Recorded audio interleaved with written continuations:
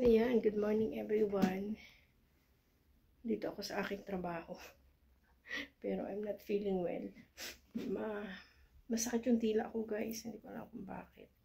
So may na-receive ako na message. May nagtanong kung mahirap ba ang makahanap ng trabaho dito sa Paris.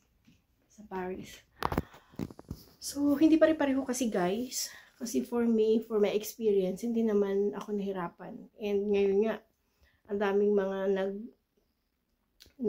mga employer na nagme-message sa akin na dun sa mga kasama ko sa bahay.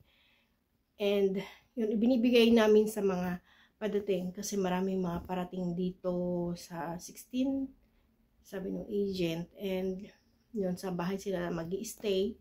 And yung mga trabaho, nire-reserve namin para sa kanila. Yung nakaraang linggo, yung isang employer naman, yung nagbigay ko din sa kanya, dun sa bagong dating, yung isang trabaho. And nandun naman siya ngayon. And yun, basta hindi ka nga guys mapili, ilapag na natin dito ating, ayan. Yun nga guys, basta hindi ka naman mapili sa trabaho at yung sa interview ba ng employer ay paghuhusayan mo, madali ka namang matatanggap sa trabaho dito. At saka hindi naman ganun ka strict ba, hindi ganun karami yung requirements, yung kahit wala kang legal documents, itatanggapin ka, i-hire ka ng mga employer, tapos i-declare ka nila. So yun, kapag may declare ka na, di pwede mo nang, at may 2 years ka na na-declare, pwede ka na mag-apply ng legal papers dito. So kaya dun sa nag-message, na basa ko yung comment, kaya gawin natin ng short video. So, for me, hindi mahirap. Hindi ko alam sa iba. Hindi ko alam din sa iba kung bakit nahihirapan. Siguro kung mga member ka doon sa Pinoy, yung mga pages dito sa mga Facebook page dito sa Paris. Yung mga Pinoy, as in Paris, Brunei, Panoy, ganyan. I-search nyo sa Facebook and mag-join kayo doon. Pero doon kasi mapabasa mo, ang daming mga post na na job hiring, mga employer na humahanap ng ng housekeeper o nani. So, or caregiver, na nagpo-post sila doon. Pero ang daming mga comments na, ang daming walang trabaho. Pero, kung ikaw ay pupunta sa mga site, dun sa mga, kagaya ng, yung sa akin, kung saan ko nakuha yung trabaho ko, nandun pa rin ako sa website na yun. So, pag may mag-message sila sa akin, kaya nakakakuha ko ng mga employer. And then, yung ibinibigay ko sa mga bagong dating. So, yun guys. And, ano pa ba? So, wag kang matakot. Hindi ko alam no, yung sa iba. Siguro minsan na discourage tayo kasi yung iba na matagal makakuha ng trabaho. Siguro depende nga yan guys sa inyo din. Kung paano. Kasi kapag in-interview ka naman ng employer, ang employer dito guys, hindi kasing selan ng mga employer dyan natin sa Hong Kong natin. Yung mga nasa Hong Kong natin na followers, no?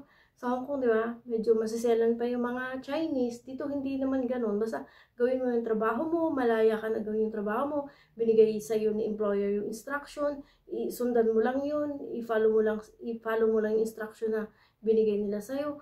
So, mababait sila dito. Ang mga French, lalo kapag nakakuha ka ng employer na tunay na yung mga local na French talaga.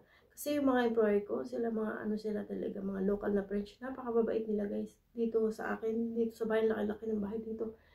Bahay doon magulang nung employer ko talaga. Pero employer ko din to, dineclare din niya ako. So, napakaalwan ng trabaho ko dito. Hindi ka papakialaman. Basta sundan mo yung instruction nila. And gawin mo ng maayos at mamahalin ka nila. So, ngayon, ako yung pamilya na to. Sila yung naging family ko dito. So, tinuring nila ako ng pamilya. And, so, masaya ako na kahit ganito yung trabaho natin, hindi man ito yung dream job natin, pero naging masaya ako kasi tinreat nila ako as a member of the family nila. So yun guys, and ano pa ba? Sa mga nagme-message, kung nandito ka na kasi, kapag nandito ka na, saka ka lang makakakuha ng employer. Kasi kung wala ka dito, paano ka interviewin? Diba? Kasi dito, for example ngayon, nakahanap ka na employer, pupuntahan mo na kaagad dyan, papa-interview ka na kaagad. Hindi pwede yung kagaya before noong sa Poland ako na nagpaplano pala ako na pumunta dito. May employer na ako na i-message and then, sabi ko pwede ba na next week ako pagpapa-interview. Hindi pwede. Oh, hindi pwede yung ganun. Na, kasi kung kailangan ka na niya, gusto niya na agad ngayon, ma-interview ka. Ganyan dito.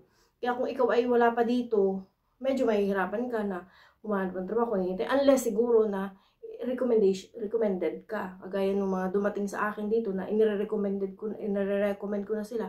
Nagwe-wait yung employer ko sa employer ko. Noon, kasi dati noon ma-recommend din ako dito sa bahay ng aking employer. And hinintay, ganun. Kasi nagtatrust man sila sa akin. So, yun. Kaya, pag nandito ka na, yan, message mo lang ako, i-guide ko naman kayo, guys. Yan, kapag nandito ka na, saka ka maghahanap ng employer. Kasi napakabilis lang, guys. Pag chinat ka niya ngayon, puntahan mo na kaagad siya for interview. Kagaya si ate na isa na bagong dating taga sa atin si ate. So, tourist lang din siya. So, yun, nabigay ko sa kanya yung trabaho na hope sana tuloy-tuloy siya doon. And, ano pa ba guys? So, ganun lang. So, we keep going and huwag kayong mawawala ng pag-asa guys. Kasi, lagi kong pinasabi yan sa mga vlog ko, sa mga, yung mga nakaraan pa nating vlog, years ago guys, na, kung hindi natin susubukan yung isang bagay, hindi natin malalaman kung ano ba, kung para sa atin ba, di ba? And, kung hindi natin susubukan yung isang bagay, ay hindi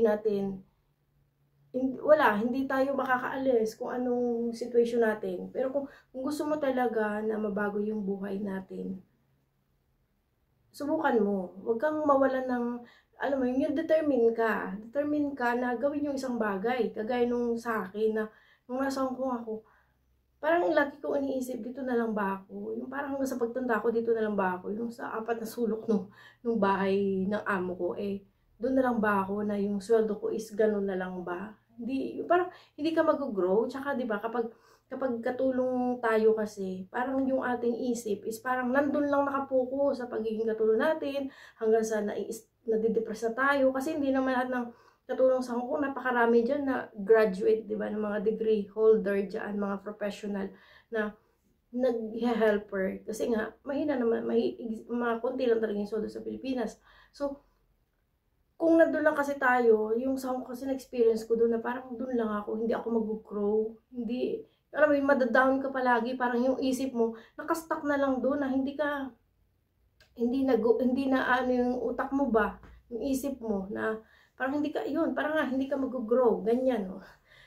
Pero dito guys, dito hindi mo ma-feel na kapag nani ka, housekeeper ka, o kung ano man yung trabaho mo, na, anong tawag dito sa trabaho natin, dito sa industry natin, yung sa helper ba, anong tawag dito, services, hindi mo ma-feel na madadown ka guys.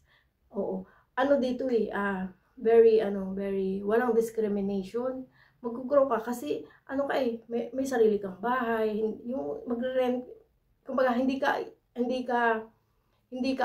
ka tawag ba dito guys, hindi ka stay in sa mga amo mo. So pwede kang pumunta sa may mga Filipino community dito, madi-develop mo yung skills mo. Kunyari may talent ka sa dancing, so may mga Filipino community rito, may mga event na so hindi ka mai-stuck yung talento mo, madi-develop mo kasi maraming community dito na pwede nating i-join kasi sa Philippine Catholic Mission, ang dami dong mga activities na ginagawa ganyan. And then doon sa the last time yung Fit Dance Paris ni Yang, ni Coach Ann, yung sa dance, so may cultural sila, yung mga ganun. So kahit na yung trabaho natin ay yung services, ganito yung trabaho natin, hindi tayo mag-grow tayo, guys. Made-develop pa natin yung talent natin. Kasi open dito sa France. So, yun lang guys. I hope na nakapagbigay ulit ako sa inyo ng kaunting inspirasyon. Yung maraming salamat guys sa mga nag-message sa akin na yun nga daw na dati pinapanood niya lang ako, tapos nandito na rin siya sa Paris ngayon, na inspirasyon niya ako. Maraming salamat sa inyo guys sa walang sawang pagsuporta, at maraming salamat din na nakapagbigay ako ng inspirasyon sa inyo. So yun nga, kung determined tayo na gawin ng isang bagay, gawin natin. Huwag nating sukuan yung ating mga pangarap, huwag nating sukuan yung ating mga goals. Kaya nga sabi ko lagi nun, kung hindi ko ginawa, kung hindi ako nagsugal na pumunta dito, siguro yung buhay ko ganun pa din. Pero dito, yan, France talaga changed my life. So, yun. And we keep going and God bless us all, guys. We love you all, guys. Bye.